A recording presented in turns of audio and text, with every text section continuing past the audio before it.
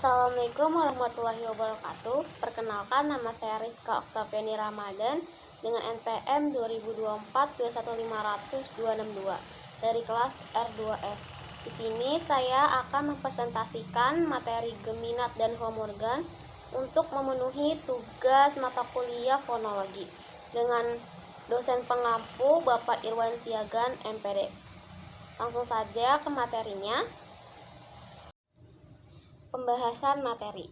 Yang pertama, A. Hakikat geminat, B.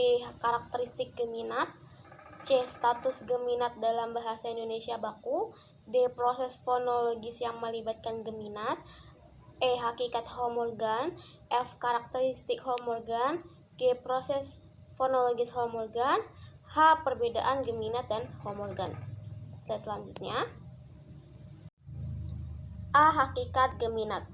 Muslik tahun 2014 berpendapat bahwa geminat atau geminasi adalah fenomena pengucapan konsonan yang sama secara berurutan dalam sebuah kata, sehingga terdengar lebih panjang dibandingkan konsonan tunggal.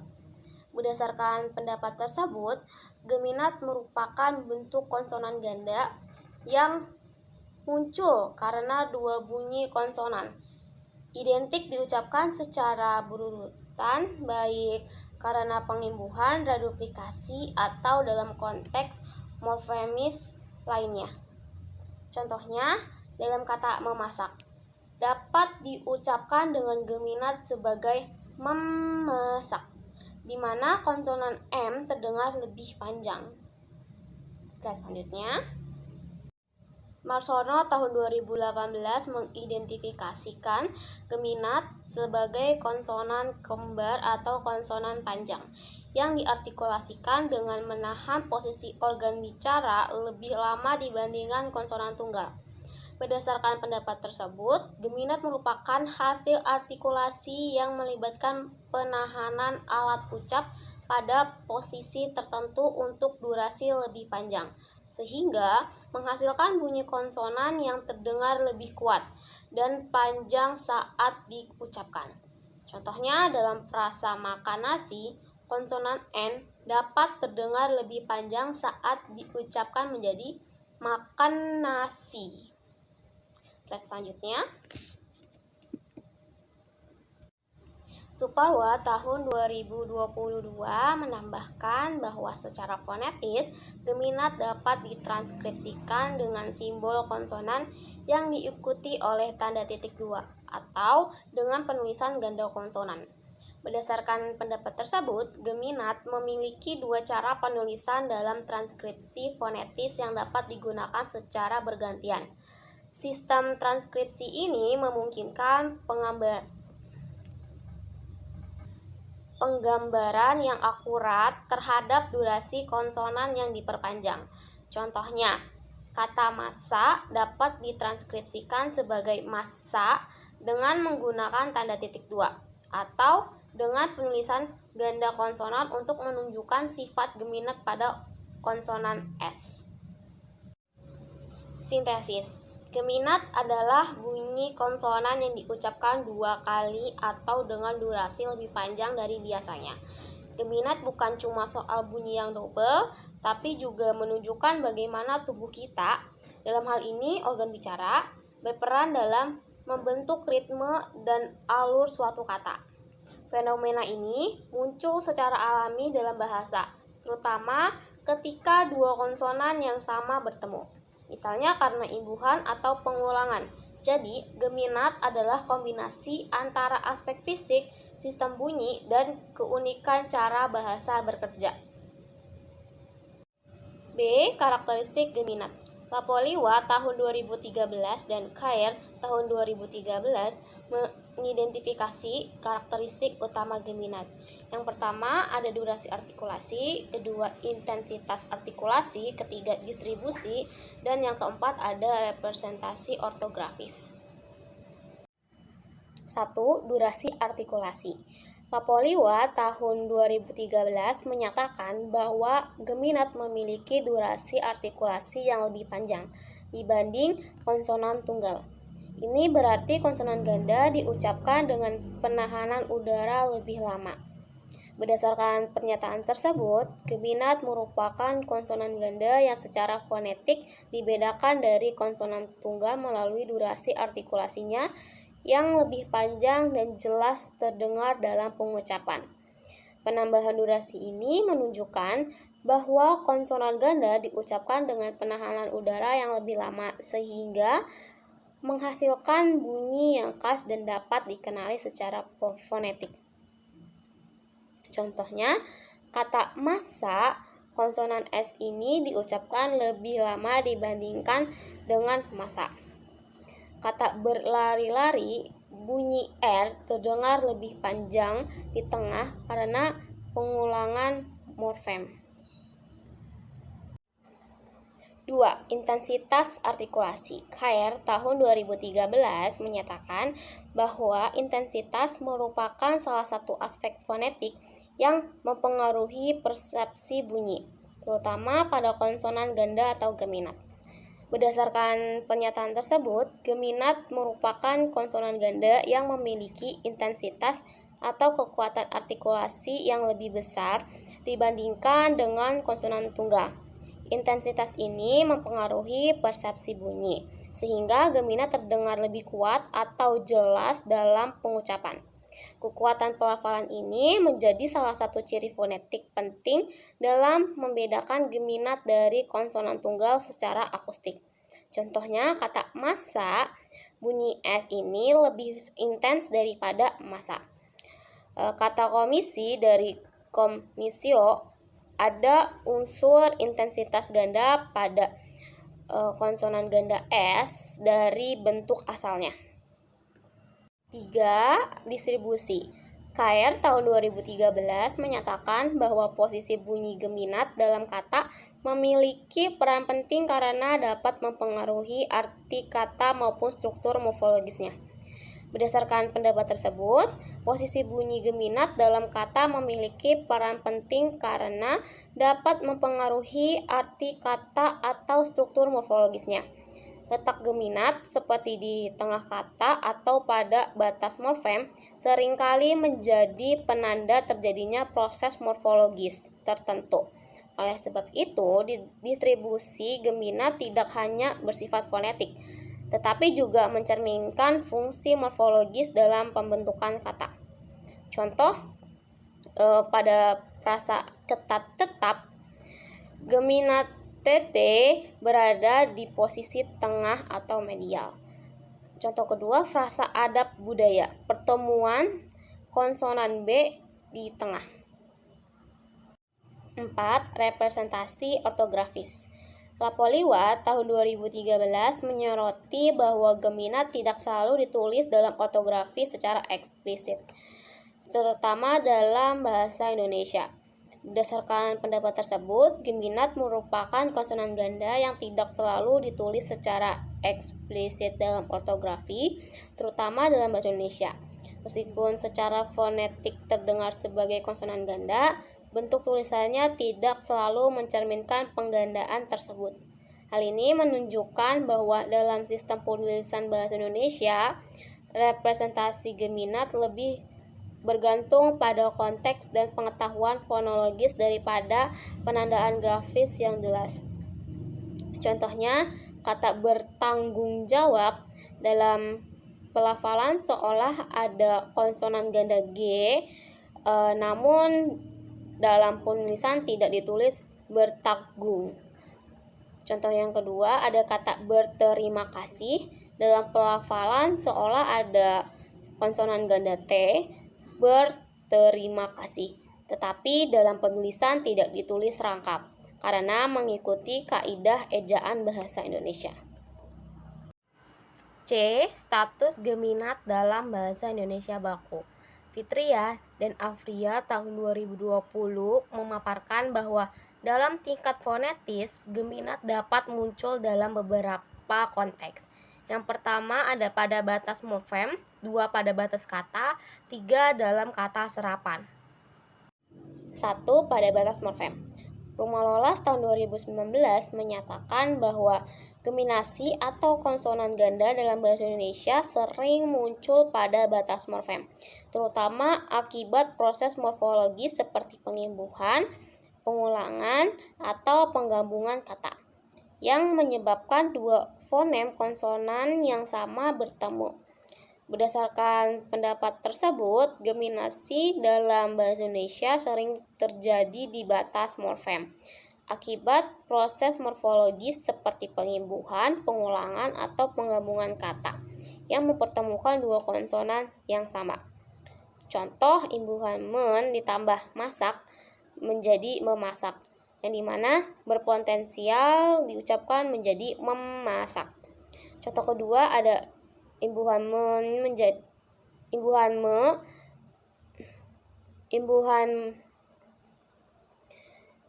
Contoh yang kedua, imbuhan men ditambah kata nilai menjadi menilai, yang dimana berpotensial diucapkan menjadi menilai.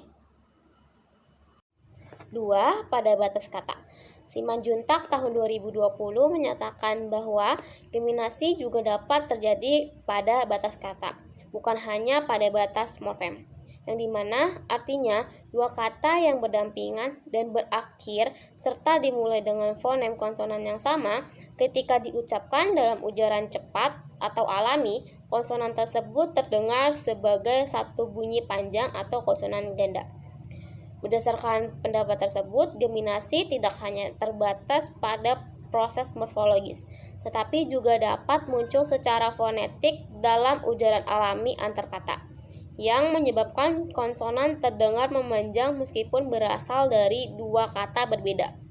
Contoh yang pertama ada anak kecil, diucapkan anak kecil, terdengar geminasi kakak. Contoh yang kedua, makan nasi, diucapkan cepat menjadi makan nasi, terdengar ada penekanan N.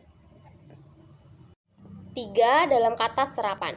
Arifin tahun 2013 menyatakan bahwa geminasi atau pelafalan konsonan ganda dapat terjadi dalam kata serapan, yaitu kata-kata yang diambil dari bahasa asing ke dalam bahasa Indonesia.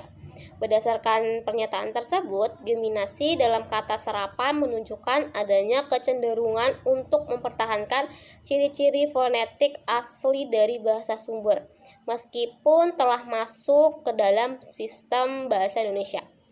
Contohnya, yang pertama ada kata serapan dari bahasa Inggris yaitu efek, yang dimana kalau menjadi bahasa Indonesia menjadi efek. Kedua, ada kata serapan dari bahasa Italia. Kata pizza menjadi kata pizza. Namun, Muslik tahun 2014 menegaskan bahwa dalam pengucapan standar bahasa Indonesia, konsonan ganda tersebut cenderung disederhanakan menjadi konsonan tunggal. D. Proses fonologis yang melibatkan geminat. Rumah Lolas tahun 2019 dan Suparwa tahun 2022 menjelaskan beberapa proses fonologis yang melibatkan geminat.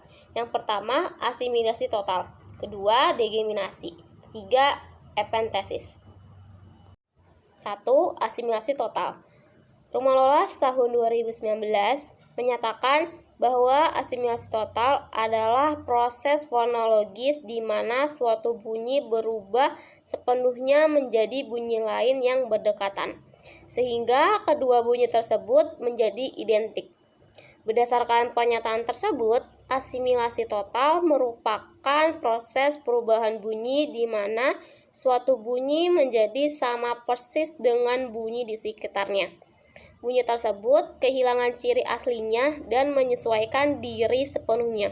Biasanya terjadi pada pertemuan morfem dan berlangsung secara otomatis dalam ujaran.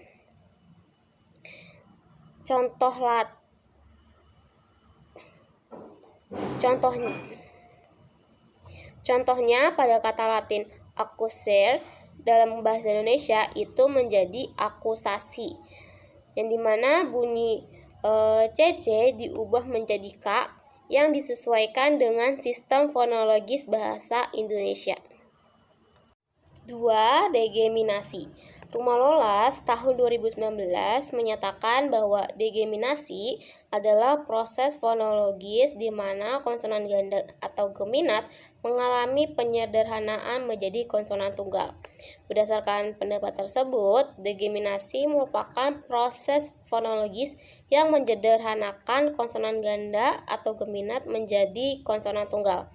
Proses ini biasanya terjadi untuk mempermudah pelafalan dan sering muncul sebagai hasil dari perubahan fonologis dalam suatu bahasa, meskipun tidak mengubah makna kata.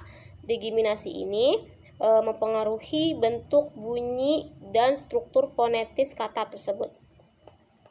Contohnya yang pertama, kata Belanda komisi diserap menjadi komisi.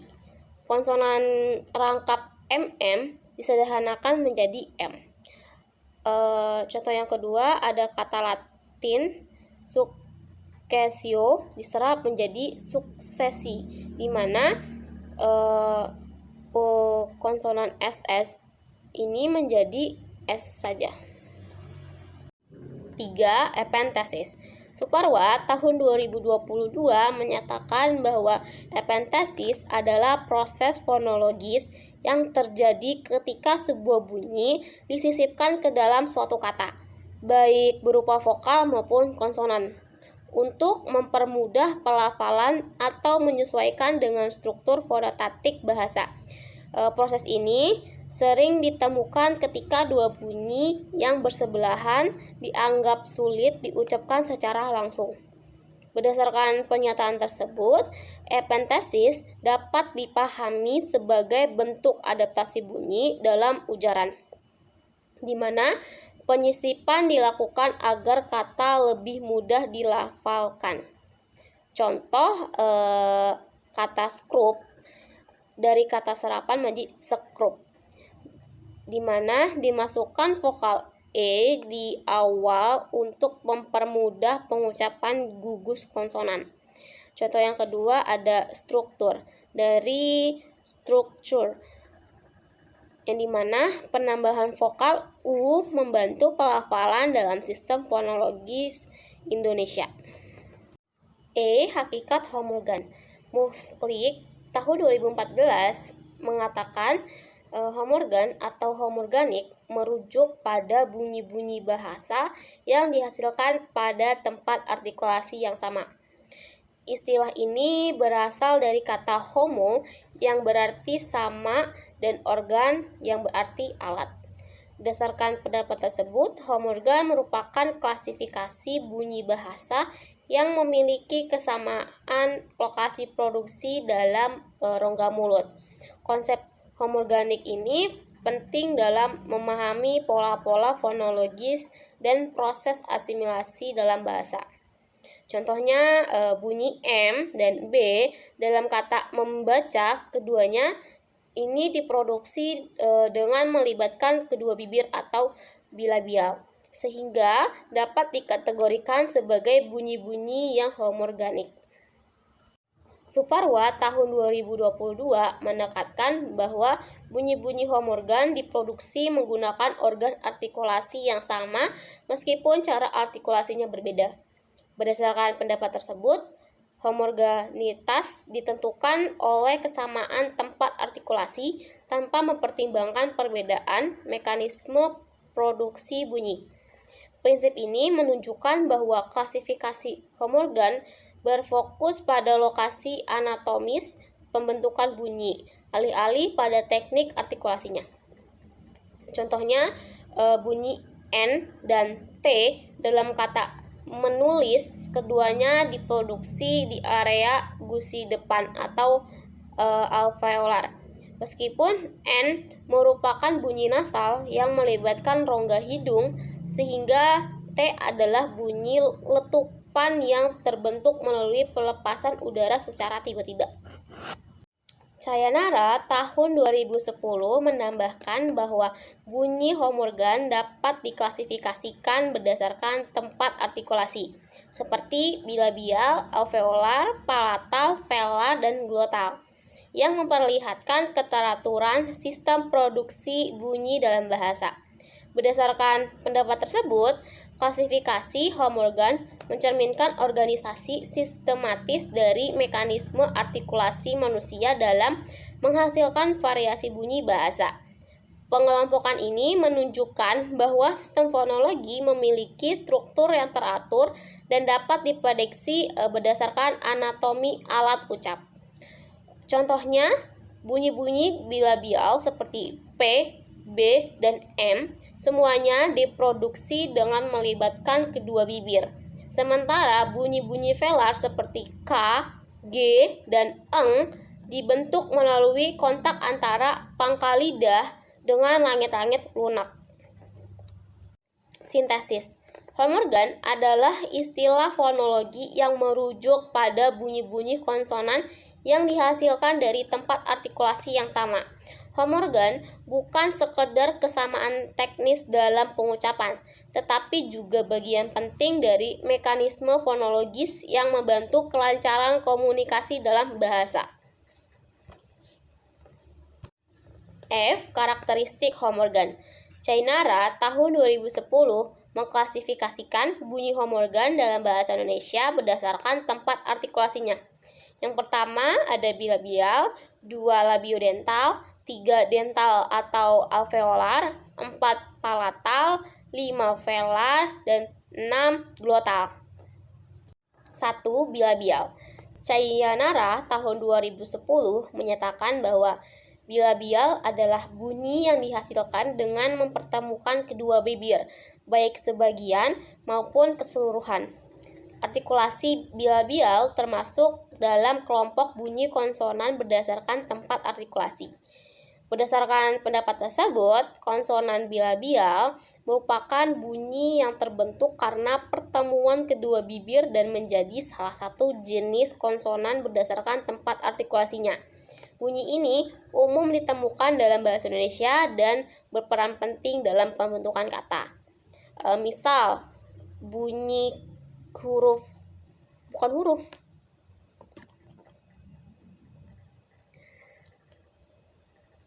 Contoh bunyi bilabial ada konsonan P, B, dan M.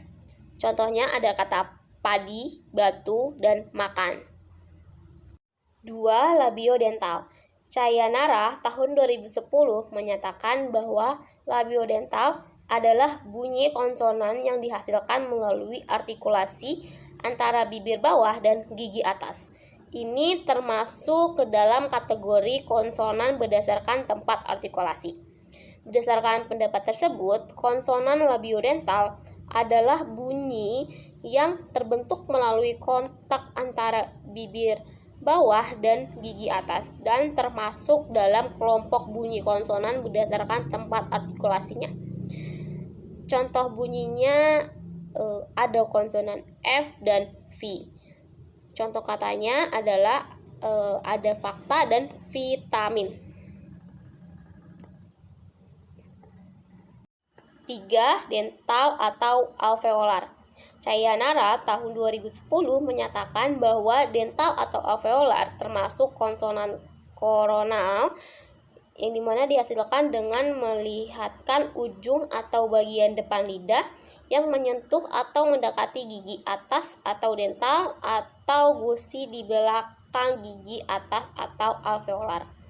Berdasarkan pendapat tersebut, konsonan dental dan alveolar termasuk konsonan koronal yang dihasilkan melalui sentuhan antara ujung lidah dengan bagian gigi atau gusi atas dan merupakan bagian dari klasifikasi bunyi berdasarkan tempat artikulasi. Contoh bunyinya ada konsonan T, D, N, L, R, dan Z. Contoh katanya ada tali, diam, nama, dan lari. 4. Palatal. Cainara tahun 2010 menyatakan bahwa palatal adalah bunyi yang dihasilkan dengan menaikkan bagian tengah lidah ke langit-langit kelas atau palatum di rongga mulut. Artikulasi ini terdiri lebih jauh ke belakang daripada konsonan alveolar, tetapi masih di depan velar.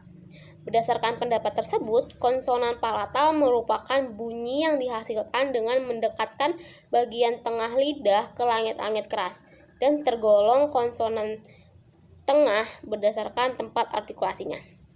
Contoh bunyinya ada konsonan C, J, NY, SY, Y, dan contoh katanya ada cacat, jalan, nyata, dan syarat. 5. Velar. Cayanara tahun 2010 menyatakan bahwa velar adalah bunyi yang dihasilkan ketika bagian belakang lidah atau dorsum menyentuh atau mendekati langit-langit lunak atau velum. Berdasarkan pendapat tersebut, konsonan velar merupakan bunyi yang dihasilkan dengan mendekatkan bagian belakang lidah ke langit-langit lunak dan termasuk dalam kategori bunyi konsonan posterior berdasarkan tempat artikulasi. Contoh bunyinya ada konsonan K, G, Eng, dan KH. Contoh katanya ada kaki, gula, ngantuk, khusus. 6. Glotal. Cayanara tahun 2010 menyatakan bahwa glotal adalah bunyi yang dihasilkan oleh penyempitan atau penutupan pada glotis, yaitu celah antar pita suara di dalam tenggorokan. Berdasarkan pendapat tersebut, konsonan glotal merupakan bunyi yang dihasilkan oleh mekanisme pada pita suara melalui penyempitan atau penutupan glotis dan termasuk dalam jenis konsonan yang terbentuk tanpa melibatkan rongga mulut. Contoh bunyinya ada H dan Hamzah. Contohnya ada kata hari dan maaf. G. Proses fonologis Homorgan. Arifin tahun 2013 dan Rumalolas tahun 2019 menjelaskan beberapa proses fonologis yang melibatkan bunyi-bunyi homorgan. Yang pertama ada asimilasi homorgan, 2. Netralisasi, 3. Penyerapan. 1. Asimilasi homorgan. Rumalolas tahun 2019 menyatakan bahwa asimilasi homorgan adalah bentuk penyesuaian bunyi dalam proses morfologis atau fonologis agar kata lebih mudah diucapkan dengan perubahan bunyi konsonan yang sesuai tempat artikulasinya terhadap konsonan setelahnya. Berdasarkan pendapat tersebut, asimilasi homorgan dapat dipahami sebagai proses penyesuaian bunyi yang terjadi ketika dua konsonan berurutan memiliki tempat artikulasi yang sama. Tujuan dari proses ini adalah untuk mempermudah pelafalan dalam ujaran, terutama dalam konteks morfologis seperti menambahkan afiks. Contohnya pada prefiks men. Men ditambah kata baca menjadi membaca. Men ditambah kata tulis menjadi menulis. 2. Netralisasi. Cair tahun 2013 menegaskan bahwa netralisasi adalah bagian dari proses alamiah dalam bahasa lisan, di mana kejelasan artikulasi kadang dikurangi untuk efisiensi bicara, terutama dalam posisi fonologis tertentu. Berdasarkan pendapat tersebut, netralisasi merupakan bentuk penyederhanaan bunyi dalam ujaran lisan yang menyebabkan hilangnya perbedaan antara fonem demi efisiensi dan kelancaran dalam komunikasi verbal. Contohnya, konsonan B dan P pada kata sebab itu bisa diucapkan sebagai sebab. Contoh kedua ada konsonan G dan K pada kata tegak bisa diucapkan tegak atau tekak dalam bentuk tulisan cepat. 3. Penyerapan. Simanjuntak tahun 2020 menjelaskan proses penyerapan ketika dua konsonan homorgan bertemu, salah satunya bisa diserap, di mana dua bunyi konsonan homorgan atau artikulasi di tempat yang sama bertemu dan salah satu konsonan tersebut hilang atau diserap agar pelafalan menjadi lebih mudah atau lancar. Ini merupakan bagian proses fonologis yang disebut elisi atau haplologi. dan bisa juga dikaitkan dengan asimilasi Homorgan. Berdasarkan pendapat tersebut, penyerapan bunyi konsonan Homorgan merupakan proses fonologis yang memungkinkan penghilangan salah satu konsonan yang diartikulasikan di tempat yang sama, demi kelancaran dan kemudahan pengucapan dalam proses adaptasi kata ke dalam bahasa Indonesia. Contohnya, imbuhan meng ditambah karang menjadi mengarang, yang dimana ada penyerapan konsonan K. Contoh yang kedua, imbuhan peng ditambah kata kajian menjadi pengajian, yang dimana ada penyerapan konsonan K. H. Perbedaan geminat dan homorgan.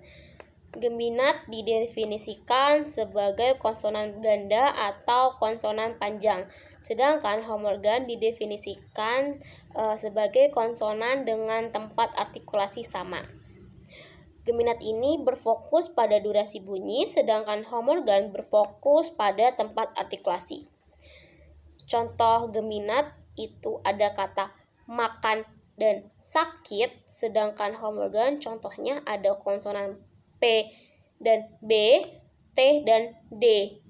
Geminat ini berpengaruh bisa ubah makna kata, sedangkan homorgan tidak mengubah makna kata, tetapi hanya klasifikasi bunyi saja. Simpulan, geminat dan homorgan adalah dua fenomena penting dalam kajian bunyi bahasa. Geminat melibatkan pengucapan konsonan yang sama secara berurutan dan lebih panjang, sedangkan homorgan merujuk pada bunyi-bunyi yang dihasilkan dari tempat artikulasi yang sama. Meskipun geminat tidak dianggap sebagai bagian dari sistem fonologi resmi bahasa Indonesia, kenyataannya geminat tetap muncul dalam praktik berbahasa, baik dalam bentuk kata serapan maupun dalam bahasa daerah. Homorgan justru memperlihatkan efisiensi kerja alat ucap dalam menghasilkan bunyi yang berdekatan.